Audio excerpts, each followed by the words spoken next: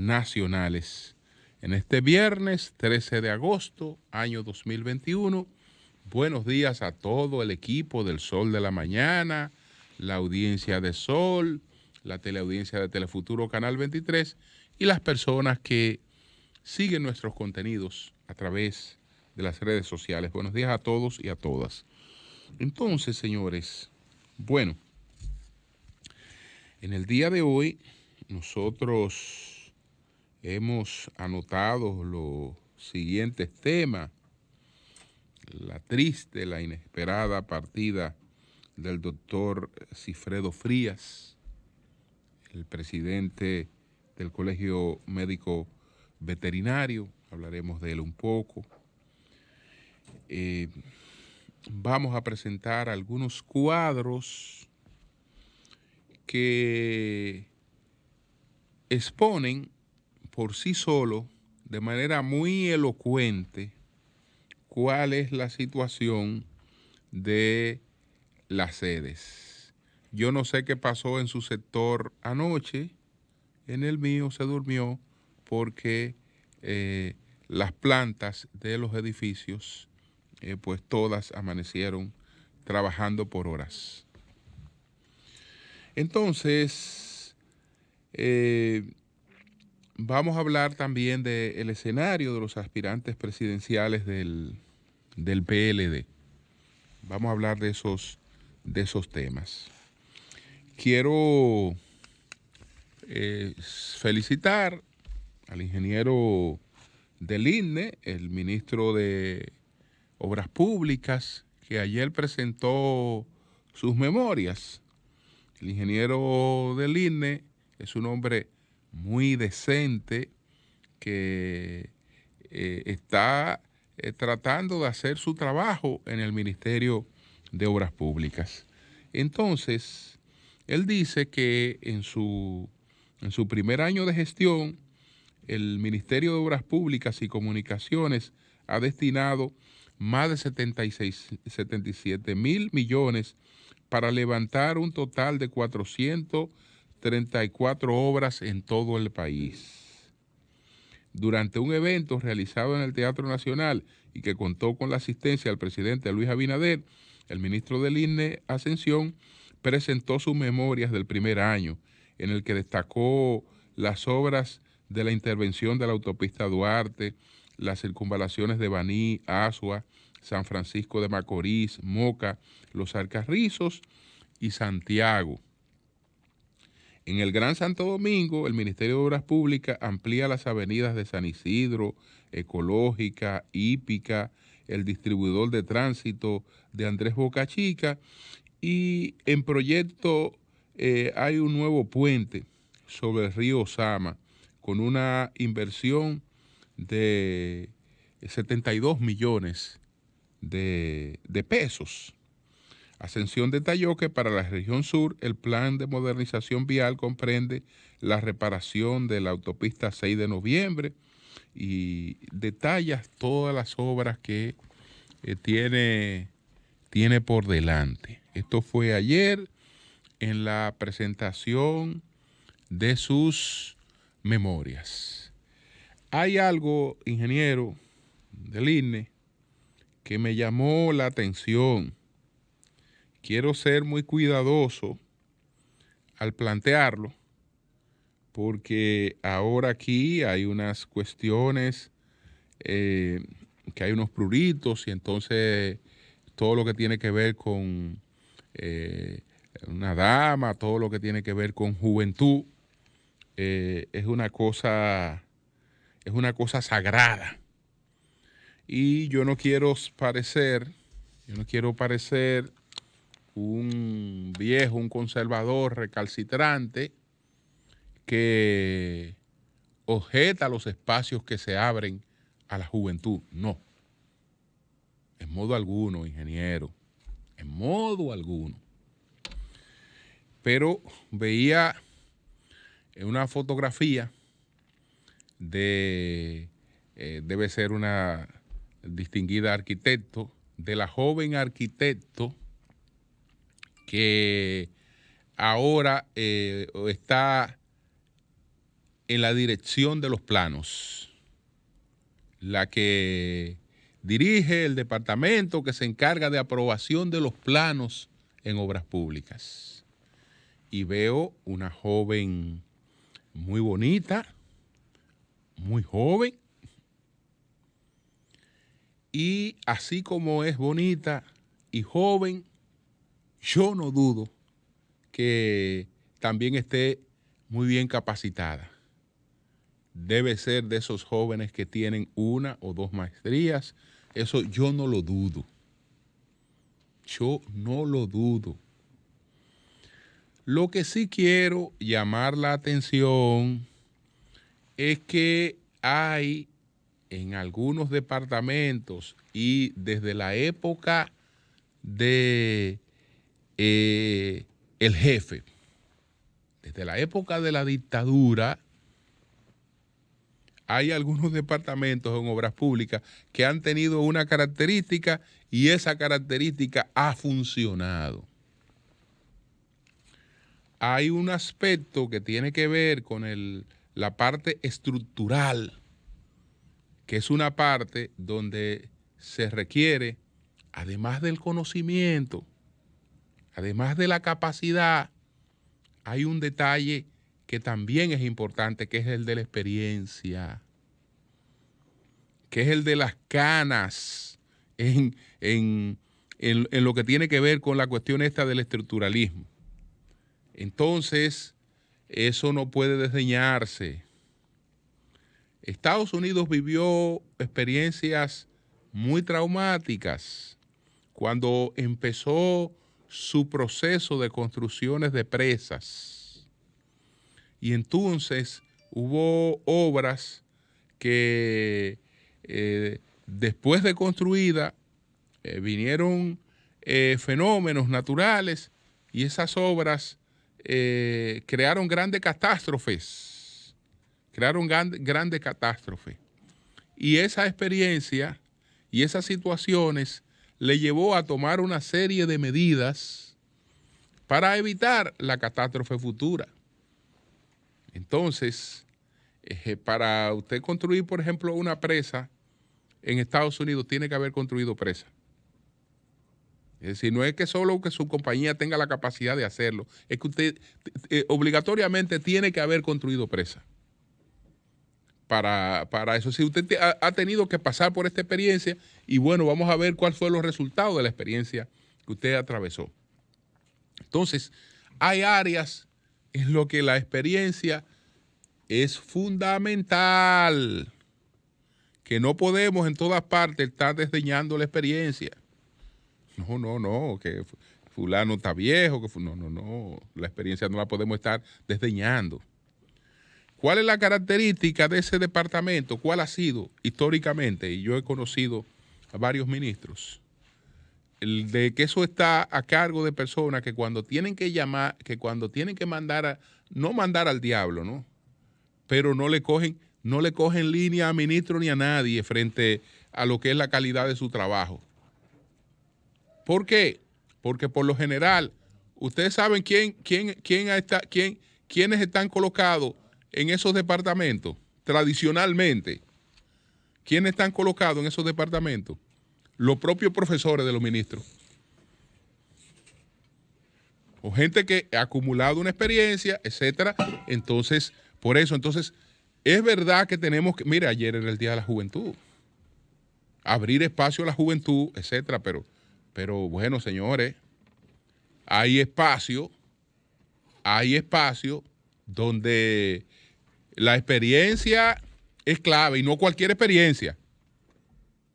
No, es la experiencia tuya de vida ligada a tu trayectoria, porque aquí yo no puedo improvisar, aquí yo no puedo inventar. No todas las áreas se prestan para la innovación. No todas las áreas se prestan para una... Entonces, eso me llamó la atención. Eso me llamó la atención porque olvídese que si yo fuera a construir una torre, no tengo con qué hacerlo, pero si fuera a construir una torre, yo buscara gente que tiene no solo la capacidad, sino que también tiene experiencia en eso, que tiene una experiencia acumulada en eso. La buscara. ¿Por qué? Porque sé que es importante. Yo sé, por ejemplo, los ingenieros, que me excuse la universidad, la UAS, pero aquí los ingenieros que salen de INTE son muela de gallo, todo el mundo lo quiere. Pero, ¿qué pasa? Salen, pero tienen que salir también a acumular una experiencia, porque nadie se hace ingeniero ni se hace abogado en la universidad. Olvídese de eso.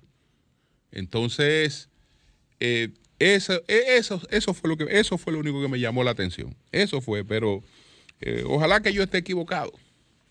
Ojalá que yo esté equivocado.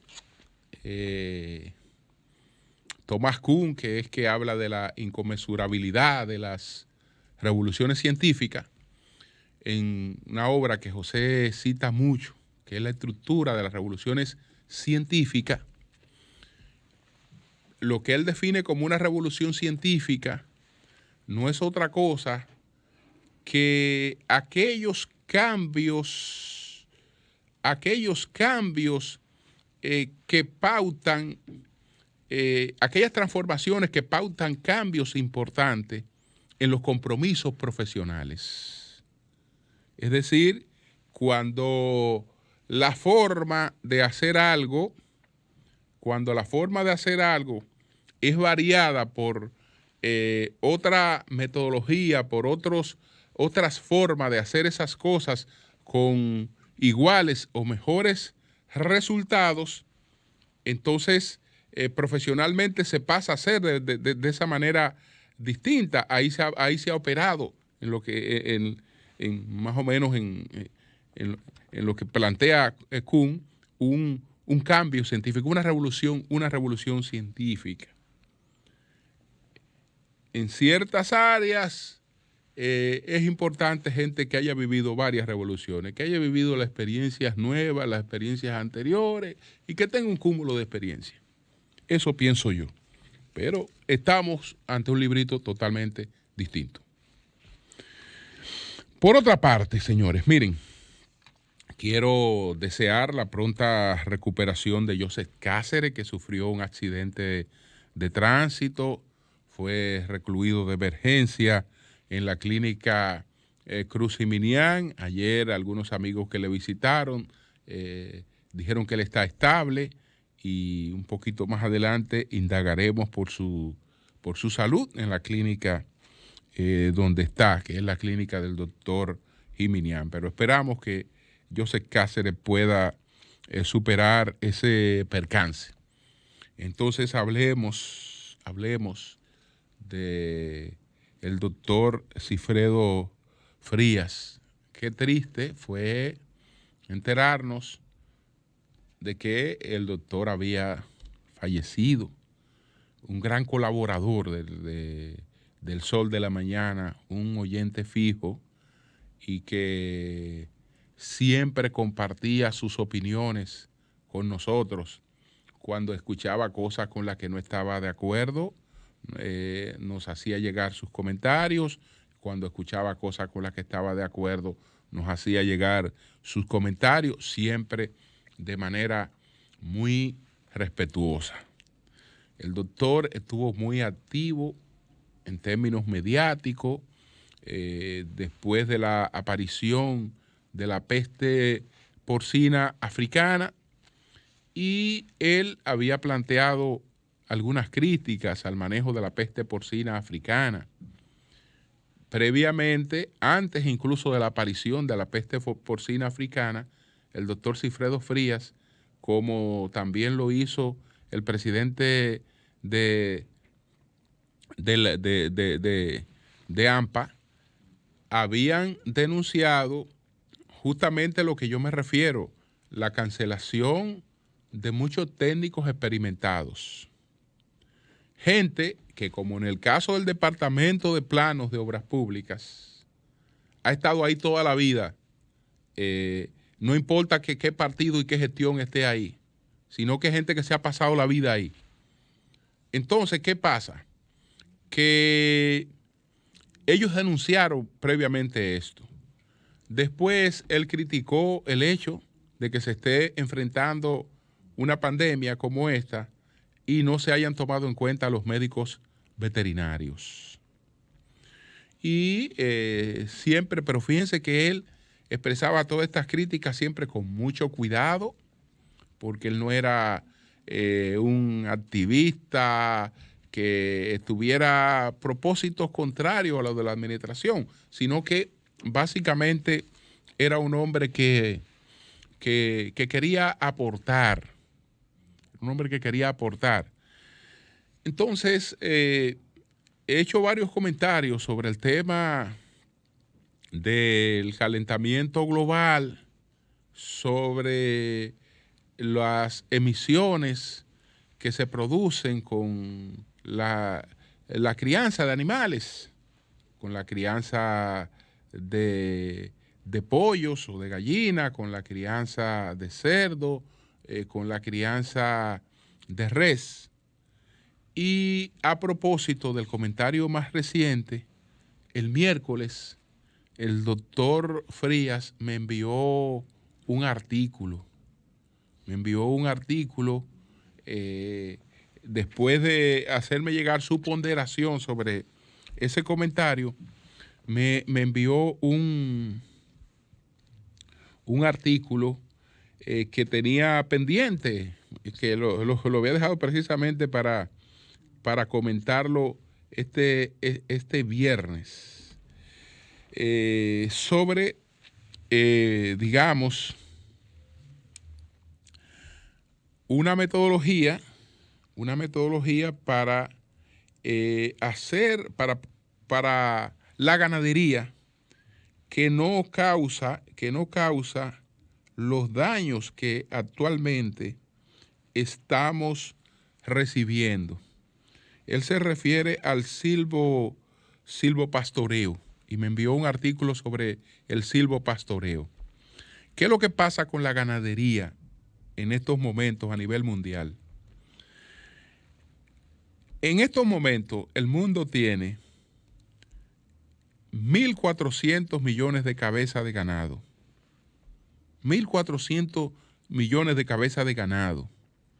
Somos más de 7.000 millones de personas y tenemos en todo el planeta 1.400 millones de cabezas de ganado. Esos 1.400 millones de cabezas de ganado están ocupando el 26% de la superficie no helada de la Tierra. Es decir, ese 26% corresponde a la superficie terrestre que no está bajo hielo. Entonces, un 26% lo ocupa la ganadería. Un 26% lo ocupa la ganadería. Pero el problema no es solamente eso, es decir, el espacio que ocupa, sino que donde se cría ganado, hasta ahora se desplazan los árboles. Entonces hay que producir deforestación para la crianza de ganado. Y si se quedara ahí, todavía fuera un daño menor. No, el asunto no se queda ahí. El asunto es que a pesar de eso, entonces hay una generación o una emisión de metano. El gas contaminante más presente en estos momentos es el CO2. Son las emisiones que más se hacen, que más están realmente impactando el ambiente, las de CO2. Pero el metano es 25 o 26 veces más impactante en términos del calentamiento que el CO2. Ese es el metano. Pero las vacas no se quedan en metano. Entonces, también está el dióxido nitroso, que es 256 veces, o 270 o 276 veces, qué sé yo, más contaminante que el CO2. Entonces, es un problema terrible. El de la crianza de ganado es un problema terrible en términos del impacto que está teniendo para el medio ambiente en el mundo. Entonces, a propósito de eso, y de que él escuchaba que hacía un comentario en el que más o menos manejaba esas informaciones, me envió este artículo sobre el silvopastoreo. El silvopastoreo. Y él dice, bueno, es bueno destacar que en nuestro pasado reciente en este país, hablar de ganadería, leche, carne o animales de trabajo implicaba deforestar, tumbar y quemar amplias zonas vírgenes, donde la naturaleza se expresaba en toda su plenitud.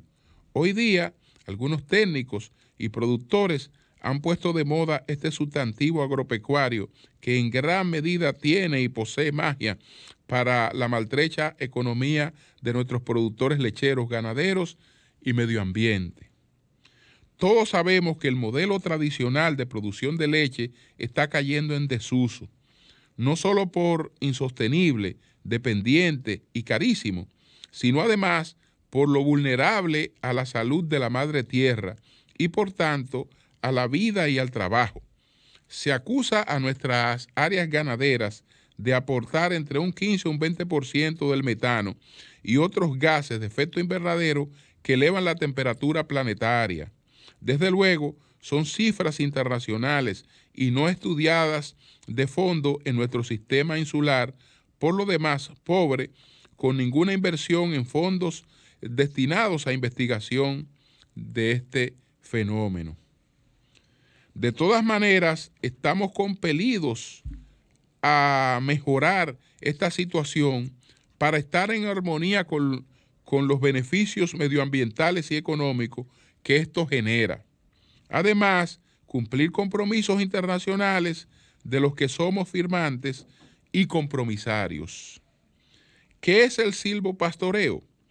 Es un método de producción pecuario, asociativo y simbiótico, regido por las normativas agroforestarias, científicas y racional, donde se combinan árboles leñosos y perennes para el techo o tercer piso, de preferencias nativas y endémicas,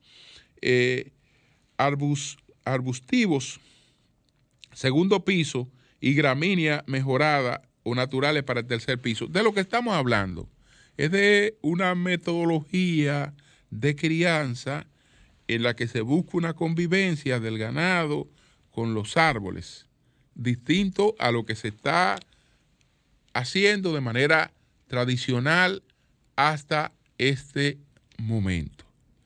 Y entonces, así por el estilo, cada vez que él pensaba algo sobre algún comentario, si estaba de acuerdo, si lo entendía que era correcto, nos escribía, si entendía que en algún dato había inexactitud, nos la escribía. Un gran colaborador, un académico también. Yo sé que esto causa mucho pesar en la Universidad Autónoma de Santo Domingo, en el gremio, y ni se diga en su familia, Así es que estamos unidos a este duelo por la partida inesperada del doctor Cifredo Frías. Había superado el COVID, pero él tenía la condición de diabetes, entonces parece que le quedó algo, y lamentablemente falleció en el día de ayer. Entonces, miren, señores, veamos estas cifras, qué lástima que no tuve la oportunidad de hacérsela llegar a Llovita, pero veamos estas cifras, señores, veamos estas cifras. Ustedes saben que qué es verdad y qué es mentira. Cuando las sedes dicen que tienen ahora menos empleados que antes están diciendo una verdad. Es verdad que tienen menos empleados que antes. Yo le puedo presentar el número en este cuadro. Tienen 273 empleados menos que antes. ¿Cuántos empleados tenían las sedes? Y en ambos casos, tanto en el pasado como ahora, son 5 o 6 veces más que lo que las sedes necesitan. Pero veamos esto, veamos la cuestión esta que tiene que ver con los empleos. ¿Cuántos son los empleos? La cantidad de empleados total de las 3 distribuidoras en mayo de 2021 era de unos 8.477, lo que representa una disminución de alrededor de un 3%. Eso equivale a unos 278 empleados menos. Es decir, entre los miles que desvincularon, los miles que emplearon,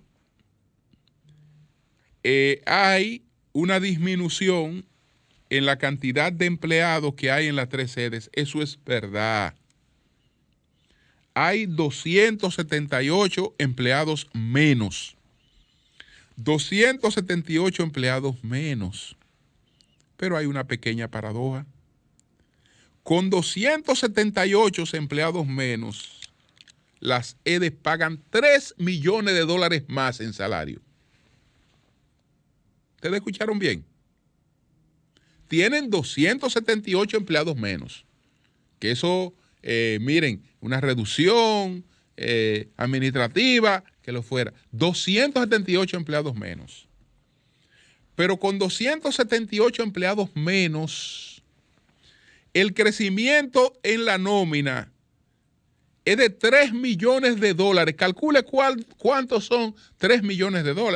Me dirán, bueno, eso son 175, 176 millones de pesos. Bueno, eso cuesta más. Cuesta más ahora. Es decir, que por ahí no ha habido ninguna economía. Por el contrario, si en 2020 esto representaba, el pago de nómina representaba 40.18, en 2021 representa 43.35 el crecimiento, con 278 empleados menos. Naturalmente, en algunos casos, se han ido 4 de 30, pero viene uno de 175,000, de 200, porque todo lo que han entrado ahí, no hay salario menor que no sea de 75, aunque sea por una secretaria. De ahí para adelante. 150, 250. Todo el que ha entrado ahí tiene unas capacidades que ameritaban que el salario fuera distinto, y por eso se pagan $3 millones más que lo que se pagaban anteriormente con mayor cantidad de empleados, con 278 empleados más en el pasado. Entonces, bueno, eso es lo que tiene que ver con eso. Pero contrario a lo que debe pasar con una entidad bien administrada, hay un gasto que no se puede descuidar, que es el gasto de inversión. Es decir, yo no puedo elevar mi gasto corriente, mi gasto en pago de gente, disminuyendo mi pago en inversión, porque la inversión es lo que disminuye las pérdidas. ¿Usted sabe qué pasó con el gasto de inversión? El gasto de inversión que bajó de un 93.85% en 2020 a un 33.88% en 2021. El gasto de inversión. Entonces, me quedo con este último.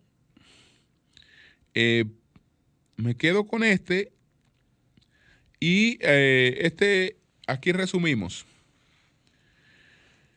Enero 2021, ¿cuáles eran las pérdidas? 41.65%, enero 2021. Febrero 2021, las pérdidas 33.52%. Marzo 2021, las pérdidas 35.16%. Abril 2021, las pérdidas 37.71%. Y mayo 2021, las pérdidas 39.82%. Esa es la realidad. Que les resumo, repito, en que con 278 empleados menos que tienen ahora, pagan $3 millones más en salario. Que el Consejo ese unificado le ha salido más carito que lo que había antes, y eso era para economizar recursos que se había hecho de que ese consejo. Bueno, ¿qué es lo que no pude plantear ayer sobre la situación esta de los escenarios que hay en el PLD en el término de las aspiraciones internas? El PLD vive un escenario único para los aspirantes, único. En ese partido no se había presentado un escenario similar, porque las aspiraciones siempre tuvieron un muro de contención. Ni se diga mientras el profesor Juan Bosch era el líder del partido. Aun cuando ya no estaba en condiciones de presentarse como candidato presidencial, el peso de su figura era aplastante frente a cualquier otra figura. Y por lo tanto, no podía haber en un partido donde don Juan era el líder, no había líderes que propiamente marcaran frente a él. Siempre se estaba a la expectativa de si el viejo va o el viejo no va, qué hacemos, etcétera. Lamentablemente, la última participación que tuvo fue un asunto desastroso. Fue un asunto desastroso, pero bueno, ahí no había escenario. Después, entonces, que el PLD llega al poder, está la figura del expresidente Fernández. Y esa figura se instituye y prácticamente no había posibilidad frente a esa figura de que aspirantes presidenciales pudieran trascender. El presidente fue 96, 2000 presidente. Danilo había sido el candidato en el 2000, pero el presidente Fernández era la última referencia de gobierno que tenía el PLD, por lo que Danilo fue el primero en plantear que el candidato presidencial futuro del PLD lo sería Leonel Fernández, que era el mejor activo que tenía ese partido, y era la referencia, y se convirtió en la referencia frente al desastre de la administración del presidente Hipólito Mejía. Entonces, mientras él fue presidente, fue muy traumático poder definir una figura alternativa, sumamente traumático. Bueno, tuvo el desafío de Danilo, que entendiendo que tenía los méritos y el trabajo hecho, dijo, era funcionario del gobierno, dijo, yo me voy, no puedo estar siendo ministro de la presidencia y aspirando a la presidencia, pues eso es un acto de lealtad. Yo no puedo ser funcionario y estar aspirando a siendo funcionario. Y bueno, lanza su proyecto, ya sabemos lo que pasó en la primera etapa, y después logró alcanzar la presidencia de la República. Entonces ya ahí se crea otro escenario donde los aspirantes presidenciales tenían dos perturbaciones, y que me excusen ellos que lo llame perturbaciones, no son perturbaciones, pero eran dos perturbaciones. tú aspirabas en el PLD, pero ¿qué tú ibas a marcar? Si ahí las expectativas estaban en función de si Danilo va o no va. Y entonces, si Danilo va o no va, ahí está Leonel.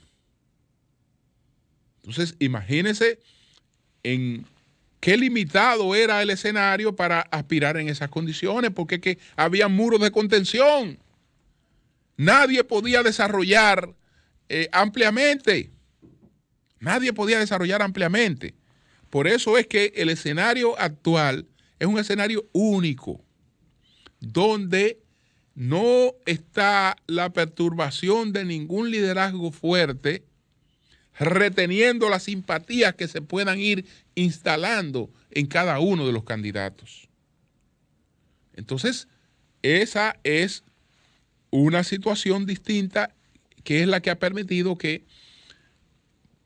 por lo menos 3 candidatos en estos momentos estén marcando, y marcando, marcando, no es que fulano tiene un 0-0, un medio, un 3, un 4, no, marcando en términos de lo que puede ser una aspiración presidencial, marcando. Bueno, eso se debe a eso, a que en este caso Danilo no es un factor de obstáculo. La figura de él no es un factor de perturbación, no es un factor de indefinición, porque se sabe que el candidato tiene que ser uno distinto. Y por eso se ha creado ese clima favorable.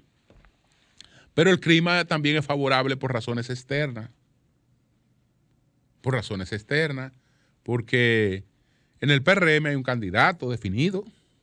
Que el presidente no esté en política, y tiene que estar en política. El presidente es el candidato del PRM, y todo dependerá de la suerte que corra su gobierno en los 2 próximos años. Y ahí él decidirá cuál es la situación, si tiene una situación favorable para reelegirse o si no la tiene. Pero él es el candidato del PRM, y ahí no hay discusión. Ahí no hay la posibilidad de que el PRM cree una dinámica en torno a candidatura. No tiene esa posibilidad. La Fuerza del Pueblo no tiene esa posibilidad tampoco. Ahí hay una cosa definida y ese es su candidato. La cosa que está definida es que Leonel es el candidato. Que no le estoy llamando cosa a Leonel, sino que la cosa que está definida es que Leonel es el candidato y punto. Entonces, el privilegio de poder movilizar en torno a unas candidaturas competitivas no lo tiene ni la Fuerza del Pueblo ni lo tiene el PRM. Que además entonces plantean novedad. Entonces, el otro factor favorable es el del arbitraje. Porque eso crea problemas en los partidos. Pero crea problemas en los partidos si hay debilidad en el arbitraje.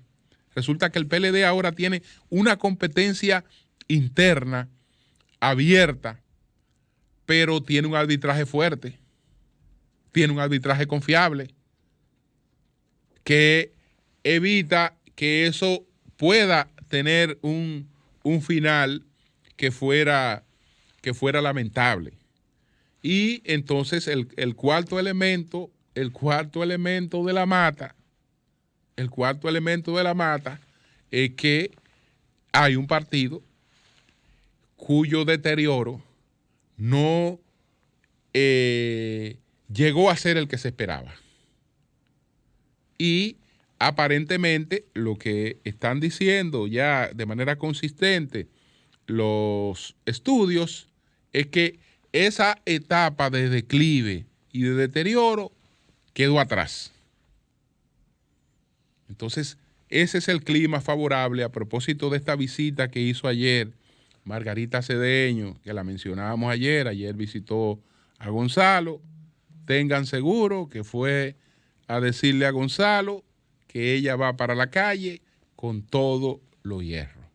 Y es una candidata muy competitiva, como lo es Abel, que está realmente en el carril de adelante, como lo es Francisco, que está con otra metodología haciendo su trabajo más dirigida al discurso. Francisco sabe que esta es una competencia también de fondo, y él ha tratado de llevar más o menos la competencia a ese nivel, y ahora viene este tercer elemento, y olvídese que eso le da una dinámica a ese partido que no la tienen ninguno de los otros, por lo menos en esta coyuntura. Cambio y fuera.